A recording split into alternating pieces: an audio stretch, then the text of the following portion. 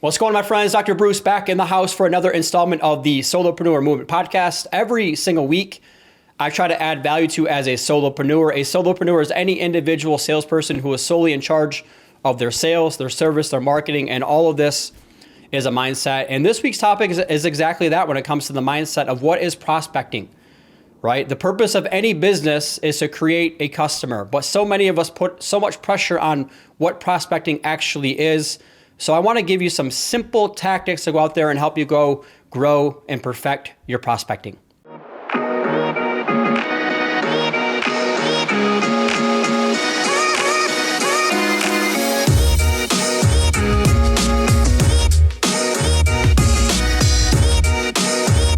For this week's podcast, we're going to talk about what I believe is one of the most misinterpreted words in the sales vocabulary, which is prospecting. So many of us in sales, we put so much pressure on what prospecting is. So I want to talk about what it is and what it is not. What I believe prospecting simply is you have some type of service that can solve other people's problems just as good, if not better than anybody else out there. And it's your duty to figure out who are your target markets and segments of people out there who you can help your services through. And so when I just think about it that way, I have a helpless mindset that I wake up with every single day. And so to me, what is prospecting? Prospecting simply means I just present an idea or an offer to somebody else out there on how I can solve their problems just as good, if not better than anybody else out there. All right. So there's a group of people out there right now. So if I'm in the cheeseburger business, right, it's lunchtime. There's people out there right now who are going to eat lunch. And if they're hungry and I put a cheeseburger in front of them at the right time, they're probably going to want to buy that cheeseburger. And so it's the same thing, guys. I know it's a silly example, but it really is the same thing for us in our business, is you just have to present an idea or an offer to other people at the right time. Now, the challenges that we have a lot of times is we don't know when that right time is. And so that's where we have to have a consistent, again, a target market and an audience. So just think about fishing in ponds. We've heard of that expression in business and sales. Or you go to the well one too many times. The reality is you go to the well because there's water in there that you can drink that you take back. And eventually that well does run out of water. However, most of you have not come anywhere close to tapping into that well running out of water or that pond running out of fish. So whenever I coach somebody on the first part of their prospecting is who are your target markets and segments of people that you believe that you can help through your services. And then you just have that helpless mindset, man. I think I can help anybody in my business, specifically in housing, banking, insurance, financial, that are in sales, especially in their first 2 or 3 years. I love to help people onboard into their sales systems and processes, to help them build, maintain, protect their confidence, to help them be more accountable to a system, to help teach them a selling system, right? So it's the same thing when you think about your business, whether you're a real estate agent or a loan officer or in the title business or whatever it is there's a group of people out there right now who are going to use your services, but you have to have confidence in who you are, what you do, and why you matter. You have to have confidence in your pitch. You have to have confidence in the value that you bring to them.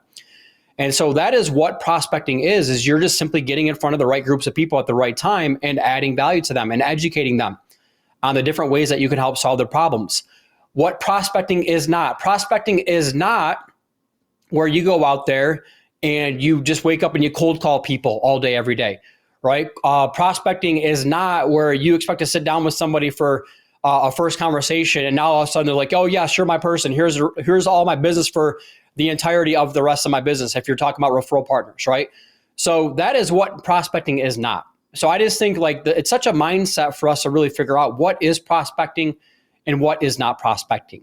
All right. So for me, the way that I coach people that are out there is I want you to have 3 to 5 new leads and 3 to 5 new targets every single week. So if we do that properly, we have 5 to 10 new people on our help list every single week. And so that is the mindset. So we have new leads or new targets of people. New leads is incoming, right? And I just think about incoming demand, and there's really 2 different sources that have incoming demand through my services. I have referrals that come in. Those could be from new clients. Those could be from past clients. Those could be from referral partners, right? Those even could be from current prospects that I'm trying to close. All right. So that's one way that I have new leads that come in every single week or every single month. And then the other part of that would be through my marketing, right? And marketing is one of those loaded words because it could be digital marketing, it could be social media, it could be events that you're attending, events that you're hosting, right? There's so many different ways for you to go out there and market your services. But I am a big believer in Jim Rohn's concept: to attract other people, we must become more attractive. So if I want to have more incoming demand or more incoming leads coming into my business, I have to ask myself, how am I becoming more attractive? Whether that's through my current clients or my past clients, or whether that's through my marketing activities, okay? So we all want to grow a referral business. We all want to grow a business that's so attractive that we just wake up and we react, because we have so much incoming demand for our time, our energy, and our resources and our expertise, okay? Now, what happens for a lot of us, especially early on when we start out, is we don't have past clients. We don't have new clients. We don't have a huge database of people. We don't have a very attractive brand yet, okay? And so therefore, what do we have to do is we have to become more attractive. We have to figure out who those target markets of people are. We have to get new people on our list of people that we want to call and engage with, all right? So those are new targets going into the week. And guys, I don't care if you've been in your business for 10, 15, 20 years, eventually you're going to have to come back to, I have to target new people. I have to go fish in different ponds. I have to be proactive in my prospecting. And that's really what I'm seeing right now coming out of 2020, 2021 for a lot of you who had the best years of your lives, especially for those of you in real estate and mortgage, right? And now you're in 2022 where maybe it's dried up a little bit and you've forgotten how to be proactive in your prospecting, and you've forgotten how to go out there and find new leads. Or I guess I should say new targets of people. So again, I look at it as new leads. That's incoming demand for my services. And new targets are people that I'm outbound through my services. All right. So when it comes to this week's podcast, I just want to talk about perfecting your prospecting. If you don't have enough incoming demand, which are new leads, through your marketing or through your referral partner database, then you have to proactively target more people. And the great thing about targeting is we have more lists than ever before. We have more data than ever before. And so you have to really do the heavy lifting to figure out who are your intended target markets and segments of people. And then from there, how are you becoming more attractive to them?